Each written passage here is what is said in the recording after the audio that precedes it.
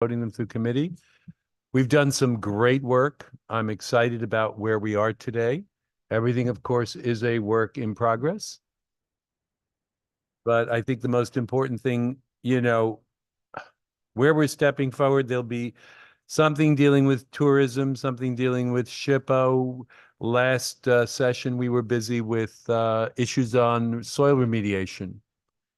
The business of the Commerce Committee is essentially business, and it's pro-business, and it's trying to help the economic development of the state, and it's lifting all boats and helping. And so I think the work we've got in front of us is stellar. Obviously, it will be modified, but I'm thrilled. So I want to thank everyone for that effort. And I want to turn the mic over to my ranking. Well, good morning, everyone. And here we are on our last day. I do have a request to get started is to hold the votes open if we may. We have some people that we know will need some extra time.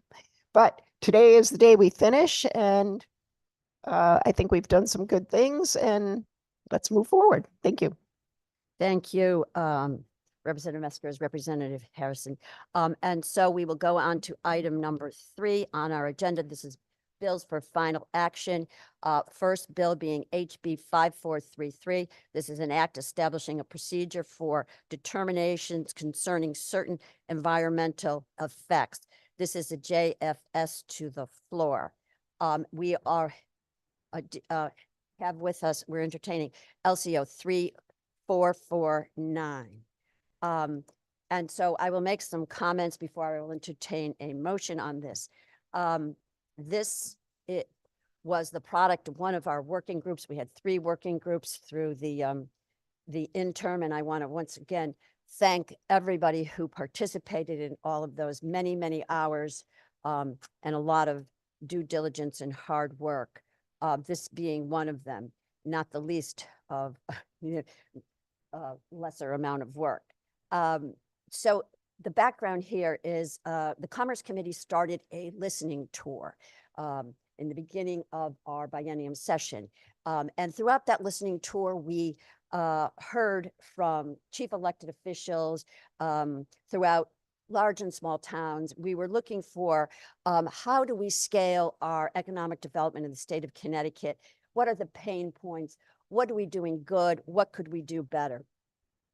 It was very instructive, but throughout the course of that, we identified that the State Historic Preservation Officer and office was an important player in this conversation. We then stood up a working group to understand and to, quite frankly, get our arms around what was hitherto for a very confusing, unknown process. A lot of questions, no real understanding. The working group was representative of this committee. I will make a note for everybody's information. There was no developers on this committee. It was staffed by SHPO themselves, the Commissioner of DECD's designee, the representative from OPM, a representative from the governor's office, a representative from the Council of Environmental Quality, a representative from Municipal Historic Preservation Commission, representative of the Brownfields Working Group, representative of the Native Americans, and other economic, municipal, small town, large town entities, as well as COST, the Council for State for Small Towns, and CCM, the representative for Connecticut municipalities. The report was presented to this committee. I think it was mid-February, you'll all recall. That report is still available. The bill was heard, and as we speak today, I will tell you that good things never happen quickly. And so this is a work in progress. We continue to try to refine it and to perfect it. The goal being to achieve that very delicate balance between historic preservation and the economic development of the state, neither of which are mutually exclusive. They are mutually inclusive. In fact, the Historic Preservation Officer who appeared before us identified that himself, saying that they viewed this situation as not being on opposite ends of the spectrum, that is economic development and historic preservation, so that we can all, the goal is to be good stewards of our historic preservation, the taxpayers' dollars, and the economic well-being of this state. So the proposal we have today is an effort to introduce some transparency, to develop certainty, establish some timeframes where heretofore it was very random, and to basically have some oversight over a very, very important entity of state government. And so the bill itself, and I'll walk through it and entertain questions after we move it and have a second, establishes timeframes, as we said, within 30 days of receiving a request. SHPO must make a determination whether or not this is a situation that impacts on historical significance. After it determines that, it proposes a mitigation plan, which, by the way, they were doing anyway. And so this just codifies that process. If the sponsoring agency or the recipient or applicant for state funds declines, then they may appeal it to the commissioner. The language is very clear. The commissioner may call a conference, and the conference would have the representatives of SHPO and the applicant. And there is also an opportunity for an applicant to exercise a mitigation option. And the mitigation option, and I will tell you that what I am sharing with you and this report before us was a consensus report from the working group. We didn't hear any disagreement on this. We sent the subcommittee off to come to consensus. They came back to us, and this was what they proposed. And in fact, the proposal on the mitigation option was the proposal by DECD and SHPO, and it proposed 15% of the state grant. A recipient could pay 15% of whatever the state grant was if they were declining whatever the decision was, or up to $750,000. Now, I should point out to you that in our work with the subcommittee, it was determined that never before had SHPO asked for anything more than $200,000 in a mitigation. So this was, in fact, a $550,000 bump. Very significant when you're talking about these projects, which are so close to the edge in terms of financing. These are the most challenging projects. These are the ones that are shuttered and blighted. They're in environmental justice communities, and they are really not attractive, and they would not be moved or involved in a development plan but for the state funding. So with that, I will entertain a motion.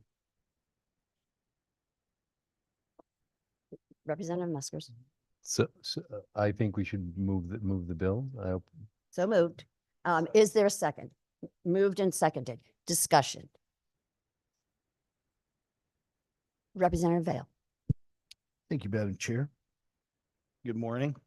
And to you. I have issues with this bill. To be honest, I didn't know that much about it until we had the public hearing, and I thought it was pretty eye-opening. I get to read a lot of the testimony from experts in this field that know more about it than myself.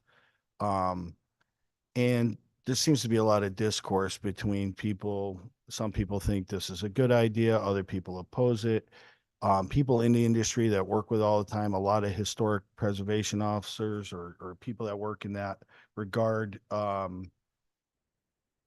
some support it, some oppose it. And I read testimony here that SHPO supported it. And then when when he came up to speak in front of us, at the public hearing, I didn't get that same sense, felt a little bit forced. That was he didn't say that. That was my perception of it. The biggest thing we hear about are the windows seem to be a big holdup a lot of times. So maybe we could address this a different way. I'm not going to support this today, and I'm probably not going to support it if it moves forward down the road, even if the language changes, because I don't feel we should be putting, stuff like this out there if we don't know what the answers are. It's 2024. We've been a country for years. We've been a state for years, and we've survived without this law. I think it could wait one more year to have more debate and maybe fine tune it better in a long session instead of pushing it through in a short session. There's just too many question marks. I don't think we should be passing laws in the state of Connecticut unless we know for sure that it's not going to have any unintended consequences. And and listening to experts on the issue, there's some outs. There's speculation that maybe people can just pay a fine and kind of not have to deal with it, whether that's reality or not. There's just a lot of question marks out there. And again, to me, SHPO is one of those things that should be put in place outside of a state agency. And now we're giving more power to the commissioner, which is not something I generally support. So there's just a lot of reasons for me to oppose this. I certainly understand the reasons to support it in the sense that you want to give people, business people, developers, get around some of the red tape. And I would certainly agree with that in concept, but I don't think that's what this accomplishes. And I just think there's too many ifs out there for me to support it, for even me to support it in this legislative session. So that's my 2 cents, and I will be voting no today. Thank you. Thank you, Representative Vale. I just would like to note that this is a process that's been going on for 2 years. And we worked right through the interim on this. So it is not a push through in a short session. It is the culmination of 24 plus months of work. We looked, among other things, at best practices that were used on this because we just wanted to know, and by the way, there is no denigration to, the entity. And we found that there was an incredibly dedicated, talented group of individuals in this bureau, if you will. But we looked at other states and best practices, trying to once again see, are we doing things as best as we possibly could? And we saw that in mostly every other state, they had mitigation options. They had other alternatives for appeal. Some of them actually went to arbitration and mediation. There seemed to be, in the group that we looked at, only one other state that probably unilaterally allowed the Bureau, in this instance, SHPO, to unilaterally make decisions, which is what we have in our state, and that was New Jersey. We were in New Jersey's company, if you recall, on the Transfer Act, and we are still trying to work our way through that. And so the report that we got was a consensus report, and I will tell you that the negotiations were in very good faith, and we were very clear about going off and working this through. DECD wrote the report, and SHPO was part of that group. And so quite frankly, I personally was stunned to look across this room and see a representation saying that there were some concerns. And that's why this is a work in progress. That's why we will continue to refine this to make it the very best we can, so that there is transparency and equity on all sides. This is not about developers. Developers were not in this room. They were not in this discussion. This is about cities and towns. They were very much prominent in this.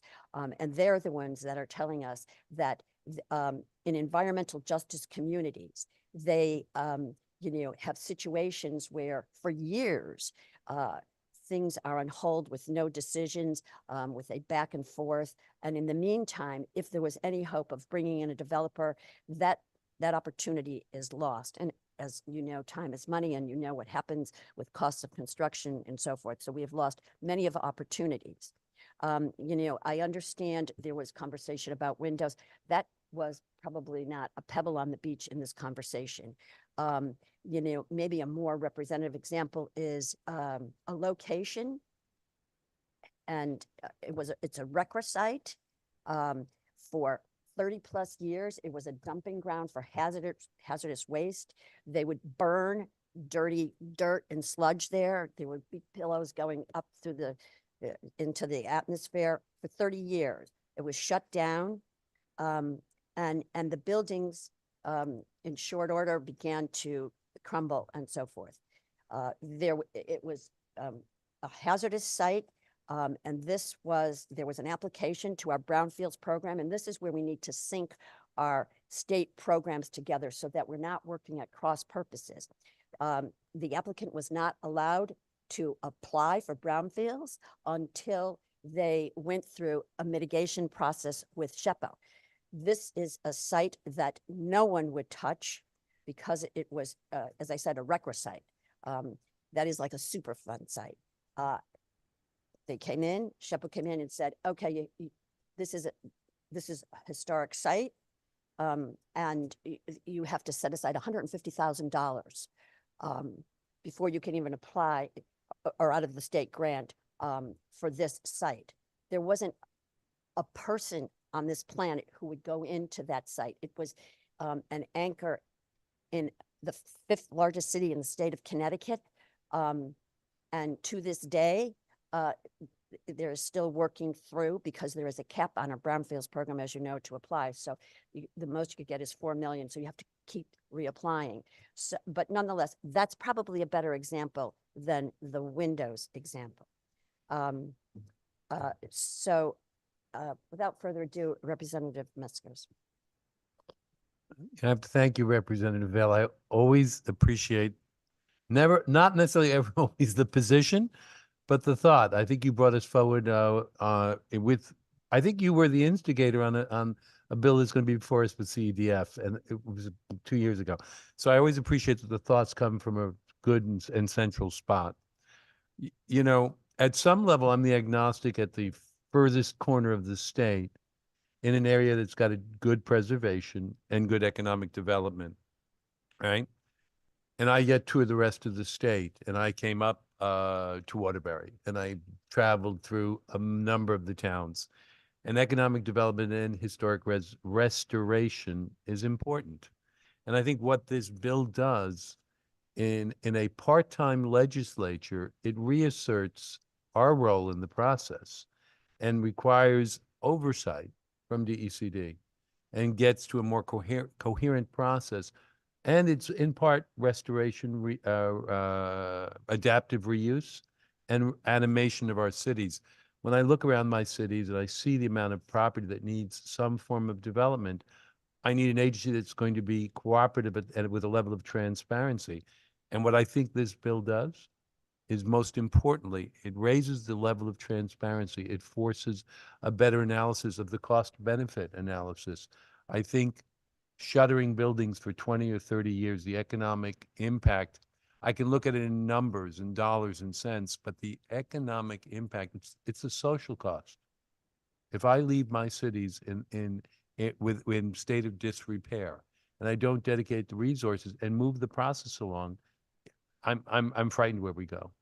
And so I'm not an advocate. I'm not against Jackie O, and I'm not tearing down Penn Station. And I'm celebrating Grand Central Station. I traveled to it for 35 years. The mayor's office in Waterbury is a beautiful adaptive reuse with restoration elements. But it was reached in a consensus format, and all I want is a further consensus element.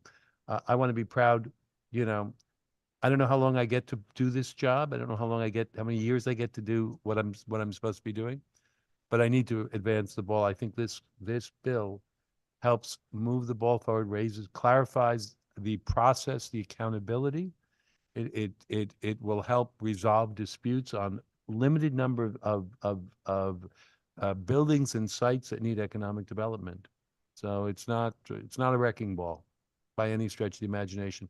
And I've had that characterization, and it doesn't go over well with me to be anyone who thinks that I'm either a wrecking ball or looking to be a wrecking ball. And I'm not. You haven't raised that. I've had some communication I'm not thrilled with, and this is a bill.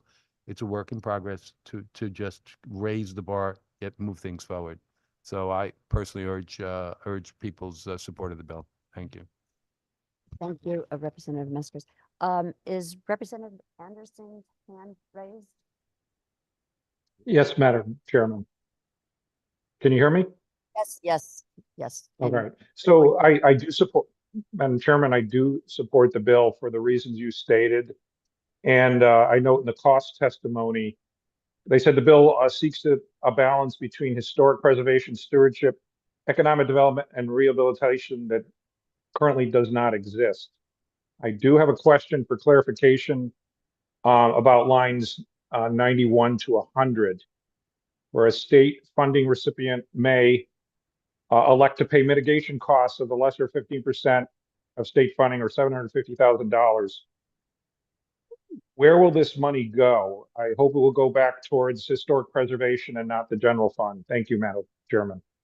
And thank you, Representative Anderson, for your question. Yes, in fact, that is what happens. It goes to a project that is identified in this instance by the town or the municipality, but with consensus from SHPO, that's where the money will be invested. And Representative Meskers. And towards the commentary, we sat through long sessions. We also ended a good portion of our summer. And one of the iterative processes that I found exceedingly frustrating was that there were determinations of mitigation and there was no guidance.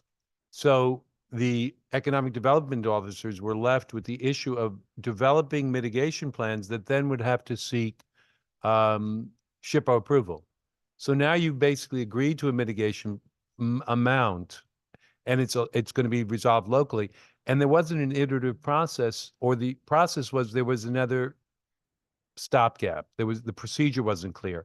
So the frustration I found that was echoed by some of the economic development officers was we wanted clarity. We wanted SHPO to actively engage and suggest the mitigation proposals along with the economic development officer in that area. So the money would be used locally, and we wanted to improve the process because there was a faulty piece in the process, which was, give me some money and you can come and propose 15 things and I may reject all of them. And that's not an iterative process that gets us to a solution. So we also wanted to tighten up that they would please get to an agreement quickly and engage in that level of historic preservation or mitigation quickly. So thank you for the question.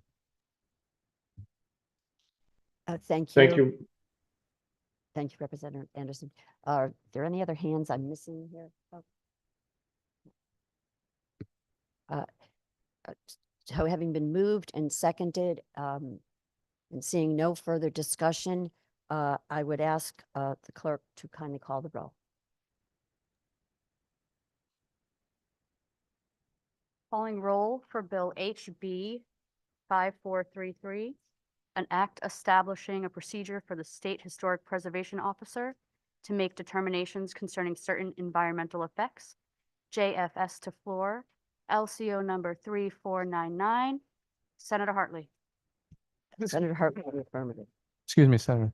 It was Yes. LCO 3449. Yes. What did I we- say? Sorry, 3449. Yep. Senator Hartley. It's in the affirmative. Rep. Meskers. Rep. Meskers votes yes. Senator Rahman.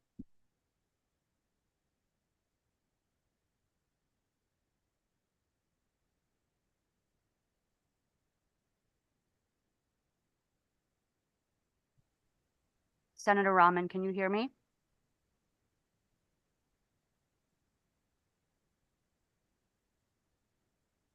Senator Rama, we're waiting for your vote and you're muted.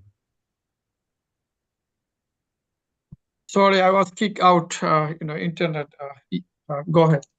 Okay, we need to see your video and we need your vote, sir. Thank you so very much. I just get back on. All right. Is Madam Clerk there? So I don't know what's going on there. I'm sorry, I lost a We are couple. taking roll for Okay, HB 5433, an act establishing a procedure for State Historic Preservation Officer to make determinations concerning certain environmental effects. JFS to floor, LCO 3449. all right. I don't know what, anything about the bill, what's cooking back burner, but I'm supporting at this time. Rep. Fazino, Representative Fazino votes yes. Senator Martin, Representative Harrison, Yes. Representative Anderson, Representative Anderson votes yes. Representative Anaskevich, No. Representative Cheeseman, Representative Curry, Representative Figueroa, Representative Figueroa vote yes. Representative Foster, Representative Garabay, Garabay votes yes. Representative G. G votes yes. Excuse me, can you repeat that? G votes yes. Representative Heffernan, Heffernan votes yes. Senator Hockadell, Senator Hockadell votes yes. Representative McGorty, Representative McGorty votes yes. Senator Miller, Senator Needleman, Representative Poulos, Representative Poulos votes yes. Representative Rochelle, Senator Summers, Representative Vale, No. Representative Wood. That concludes the roll for now. Thank you, Madam Clerk.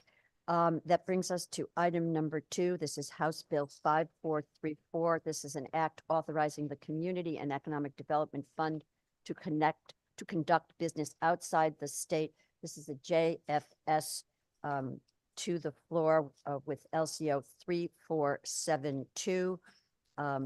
This is the, actually, we've considered and worked on this for 2 sessions now.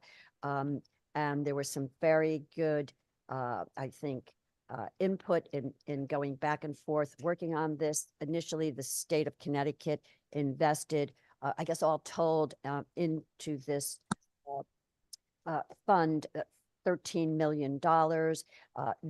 Because the financial landscape has changed so drastically since their initiation some 20 plus years ago, they find it necessary to try to be more competitive and also doesn't matter still. And so by allowing them to conduct business outside of the state. And I'm going to refer to my co-chair and actually Senator Martin, who were pivotal in these negotiations. Senator Meskers, Representative Meskers. Again, I want to thank Representative Vale, I think, who launched the questioning about 2 years ago that sent us back to the drawing boards. I want to special thanks to my ranking and in drafting legislation. I think we were at it till 2 days ago or a day ago. And essentially, there was the intent is to allow this Community Economic Development Fund to expand their footprint in order to subsidize or help support their economic activities within the state of Connecticut. It allows them to broaden the footprint. And to that end, we established a maximum of 30% out of state, which I think we've all agreed to. that the principal amendments in operational form was to expand the definition for economically distressed to, I think, along with federal guidelines, so that they could reach a broader consumer base of people in need within the state geography. And lastly, there were concerns about the structure of the board. Essentially, the boards were relying on too many appointments from the state, and they were hard to constitute their boards. So we reduced the number of seats for the state of Connecticut to, I believe, 4 or 20% as our agreement. But that the state would still have a say in their operation and involvement, and requiring them to come back to us should they decide in the future to attempt to expand their operations, that they don't have a blanket approval to expand outside the state. Our feeling was we lent the money to stand up, or granted the money, and we expect that those operations to continue within the state. I want to thank my ranking. I think there were some drafting issues about whether their fiscal year was ending the 30th or 31st. We made that correction, as well as a couple of others that were with assistance of tremendous colleagues that we have on the team here. And lastly, I'm trying to, I think I just lost my thought. It just dropped off, but we changed that. Oh, and we also amended the filing to be electronically, so that they don't have to knock down a bunch of trees for what is a limited publication process, but that we would accept transmission of their financials and details in electronic format. So I think those are the major changes, and I'll turn it over to. Thank you, Representative Meskers, and I will entertain a motion. So moved and seconded. Discussion. Representative Harrison. Thank you, Madam Chair. Our co-chair is absolutely correct that we worked on this and kind of to the wee hours and trying to get all the language correct. I know that one of the things we agreed to was there are certain individuals from our investment communities who are going to be able to be on the board as they should, and that we felt that they should be unanimously voted. So with that, I'd like to offer an amendment that in line 66, we add the words "who shall be appointed by unanimous consent by the other members of the board." Motion is before us. Is there a I second? move adoption of the amendment. Thank you. Is there a second? Thank you. Is there discussion on the amendment? Yes, Representative Meskers. Again, in all of the cases when we sit here and work, more eyeballs on the court are always more beneficial. And it's certainly in our discussion, the intent was to make those assignments unanimous. And it's a subtle issue, and we negotiated that. And the issue is that the state's representation is reduced to a minority position in order to attract more bank private investments into the fund. But that we felt that we would control or have better control of the participation of the board by having, if you will, a vote and requiring the vote of the other members of the board to be unanimous. So it gives us still a good grasp. And I want to thank again the ranking for picking that up as we were reviewing the process. So I stand in strong support. Yes, thank you. And I agree. It makes a good improvement. Other discussion? Seeing none, all in favor of the amendment? Oh, okay. Okay. We don't want to miss you, Representative Vale. All in favor of the amendment, please indicate by saying aye. Aye. Opposed? Aye. The amendment carries. And now before us is the bill as amended. Representative Harrison. I do have a couple of points that I think are important for us to make, just so we get it on the record for legislative intent. One of the things is we are changing, reconstituting their board effective October 1st. And I think also need to understand that while we're allowing them to do some good work in other locations, what's important to know is that the assets, and they've indicated to us that they're approximately $40 million, get frozen as of October 1st, and that those assets must always be reinvested and remain in the state of Connecticut. And I think, right, I think you would concur. Yeah, I think on legislative intent, I think the first question we had was whether this was a grant or an investment when we first started. I haven't seen the documents, but I've been told it's a grant. In any case, this is an economic development engine for the state of Connecticut. And I think that this is our legislative intent, is to provide them with a competitive playing field to continue their good work in our state. And that's explicit in the asset deployment with the caps we put in there, and the fact that we want to make sure that we are full members of the board, and that the other appointments require our unanimous consent. So I think we've achieved the level of oversight I'm hopeful with this agreement. Thank you, Representative Meskers.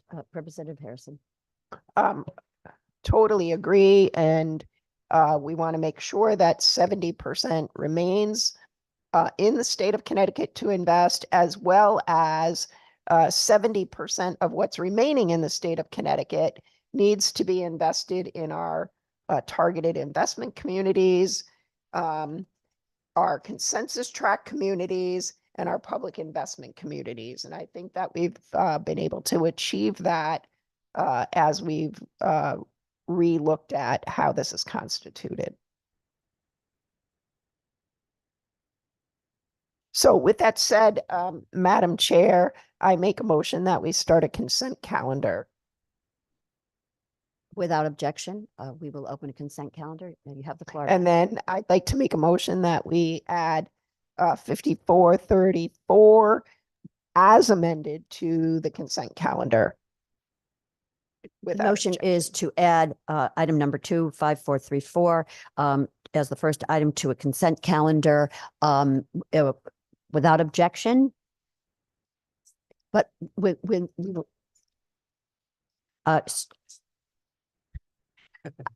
will, Representative Vales.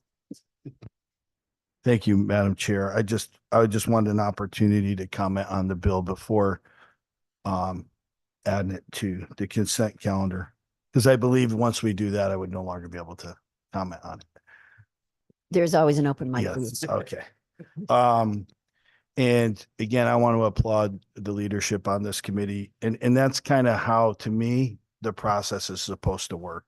We had something brought in front of us. I felt like the original bill last year or the year before was, this creates a competitive playing field for the fund, but also in the best interest of the state of Connecticut, not just the fund and the people who operate the fund itself, which I do think maybe was the original intent of this. And so that's why we go through this process and why I believe in the process. And to me, this is a result of that process. And again, wanted to thank you because I went from being opposed to this bill to being willing to add it to the consent calendar a year later. So thank you. Thank you, Representative Vale. Further comments? If not, all in favor of adding item number 2 to our consent calendar, please indicate by saying aye. Aye. Without objection. Aye. So that brings us to item number 3, House Bill 5299. This is an act concerning the Department of Economic and Community Development recommendations for revisions to the Job CT program and the Commerce statutes. This is a straight JF to the floor. This is the agency bill. They appeared before us with a number of changes. First and probably most prominent one is how it defines FTEs in the Jobs CT program. And this, quite frankly, is kind of a result, the aftermath of the pandemic. The definition is changed so that a corporation would not be counting as new hires, new FTEs, those individuals who may have been who may have been laid off and replacement workers brought in so that they could not be effectively double counting. Some of the other changes are that they are asking for some clarity. Last year, we passed a very important bill about incentivizing businesses to bring in IDD candidates for new hires. Those are individuals with intellectual disabilities. And so the proposal is to make it clearer and simple and more simple that the rebate for an IDD hire will be equated to 25% of the calendar year wages. And there's a cap on the rebates for FTEs for new hires of $5,000. In this instance, when there is a hire for an IDD candidate, that cap will not be instituted. There's also a provision where they are asking in statute that their information posted about this program, rebates for intellectual disabilities, be on their website. Initially, we had said January of this year. That ship has sailed, they've missed it. And so the date is now January of 2025. Also, there is a clarification on our CIF program, that is our Community Investment Fund program, where they are now eliminating grants for the purposes of revolving loans, microloans, gap financing. The intention is that the program be dedicated to shovel-ready programs. And then there was an issue brought up by the AG relative to the Urban Act program. And so it appears that in the Urban Act, typically there is a lag time for an applicant from the time that their proposal is on the bond agenda to the time where the assistance agreement is rendered.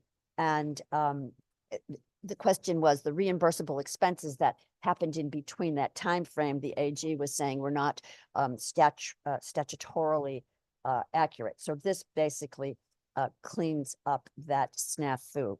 I will entertain a motion. Representative Harrison. So moved. Thank you. And is there a second? Second. Moved and seconded. Is there discussion? Without objection, I move that we put it on the consent calendar. Seeing no objection, item number 3, HB 5299 will be added to the consent calendar. Okay, that brings us to item number 4. This is HB 5432, an act establishing a working group to develop a plan for expanding the tourism industry in the Mystic Seaport area of the towns of Stonington and Groton. This is a JFS to the floor. We have before us LCO 3469. And this also was a labor of love. It is kind of the combination of several bills about dealing and addressing a very important segment area of the state of Connecticut with regards to scaling our opportunities for tourism and economic growth there. It has a wide swath of potential players, including DEC, DOT, DRS, and essentially stands up a board. And this too was a work in progress to try to make sure that we have a very laser targeted work initiative and the proper people at the table to work through this. And Representative Meskers is the primary architect here, and I'm assuming he might comment. You have the floor. I'm not sure if architect is the right one or right word, or referee would probably might be the better term. Look, if I haven't drilled this into my committee members and the public at large, this is the Commerce Committee, and it's commerce that interests me and drives us in this committee. And over the course of the last couple of years, we've seen a number of proposals about economic development, and there have been requests from, particularly from the Seaport, from the Aquarium, from various groups and interested parties, all of which I support. But what I find as a legislative body, what I'm anxious to see is economic policy get developed. And the economic policy is that we begin to look at the resources of the state and make sure that some of those resources are reinvested back in areas of economic growth for opportunity. So in the case of when I go, and if you look through the Mystic area in the region, and you go on certain times, there's bottlenecks, there's problems, there's requests, there's transportation issues, there's accommodation issues, a whole host of issues and opportunities. It's a glorious area of the state. And I think the legislature is remiss not to work on developing an economic plan. So the conversation has been along those lines to get the interested parties, and those are the Senate chamber and the House chamber as interested parties, the elected officials, the local officials, and the various local operatives. So I think we're still at a work in progress as I guess the architect, or if I'm going to take the title. We're at a work in progress in terms of the participation, but I think we've done a very good job at the outset of looking at those appointments to get to a fairly inclusive, but at the same time productive group, because there's going to be subcommittees formed and there's going to be work that needs to be done to come up with a plan. I'm envisioning that the plan could require, 3 to 5. The plan should be shorter than 3 to 5 years, but we could be at 3 to 5 to 7 years of economic development. We need to look at what the budget could support in the way of any kind of bonding requests for infrastructure and development, and to look at where the returns are best suited for the state. And I expect those to be healthy discussions, a couple of arguments from competing interests, but overall, we want to leave the area and the region and development in a better place. So I urge support of the bill. I believe I'm anticipating that I will get and I'll leave my comments to that. Thank you, Representative Meskers. And I would entertain a motion on HB 5432. Having been moved, is there a second? Second. Having been moved and seconded, after those instructive explanations, is there any discussion? Representative Harrison. Thank you, Madam Chair. I'd like to amend the bill to add the 2 ranking. I'll start again. Thank you. I'd like to amend the bill to add the 2 ranking members or their designees in line 32 of the bill. And I move adoption of the amendment. There is an amendment before us. Is there a second? Second. Moved and seconded. Discussion. I would like to thank Representative Harrison for the amendment and apologize for the initial omission from the start. It was the intention that rankings would, of course, be on this very important working group. Further comments? Just on the observation that the architect may need assistance from time to time, and I want to thank the ranking for that oversight. We have to shore the architect up. Yes, so having been moved and seconded, all in favor? Aye. Opposed? The amendment carries. The bill is now before us as amended. Is there any further discussion? Yes, Representative Harrison. Madam Chair, I move that we put this on the consent calendar as amended. A motion is to add item number 4 to our consent calendar without objection, so ordered.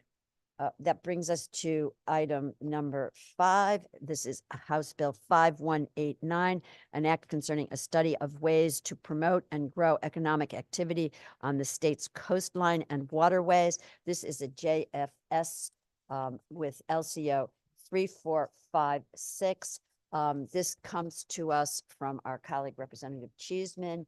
It is also a very important conversation and study group with regard to, once again, scaling and optimizing our coastline and waterways for the purposes of overall economic development of the state. The amendment also adds a bill that, quite frankly, was previously before the General Assembly, which requires the Connecticut Port Authority to establish a small harbors improvement project account. During the testimony on this bill, we did have significant testimony from the marine associations and industry talking about the precarious situation that our small harbor and ports are in at this moment with regard to a significant backlog on the processing of permits, which is greatly affecting the economy of those communities, but our overall small harbor economy. So this also continues to be a work in progress with regard to that subject in an effort to try to bring this to the forefront and begin to move those applications and the commerce on our small ports. Is there discussion? Representative Harrison.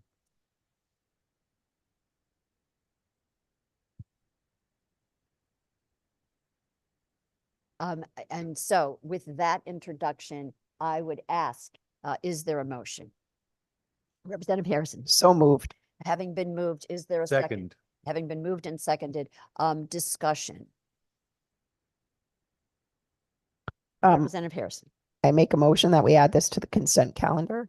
The motion is to add item number 5 to the consent calendar, and without objection, so ordered. That concludes our bills for final action on our agenda today. And we will now vote the consent calendar. If the clerk could, actually, all you need to do is read the numbers of the bills, or do you want the LCOs? It should be everything in. Okay, all right, he's killing us. All right, go ahead, read the whole thing. Thank you. All right, here we go.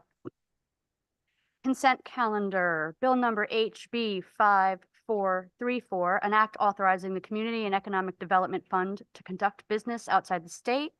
JFS to floor, LCO number 3472, as amended. Would you like me to read the amendment as well? No, Say LCO 3449. 3472. yeah, it's 3472, 349. 3449 was for Oh, item okay. number 1. Yep, all right. You can proceed, Madam Clerk.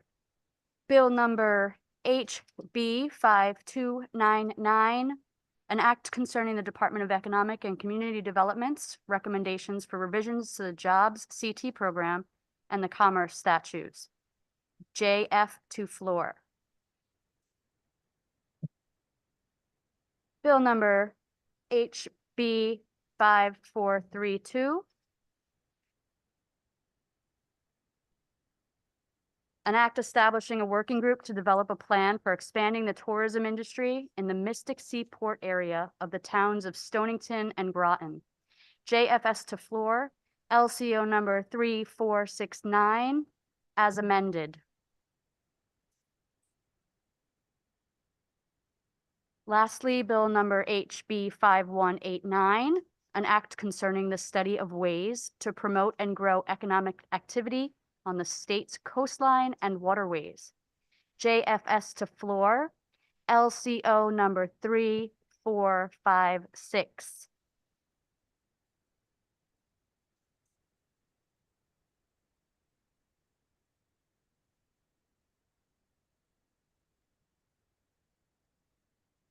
That's it.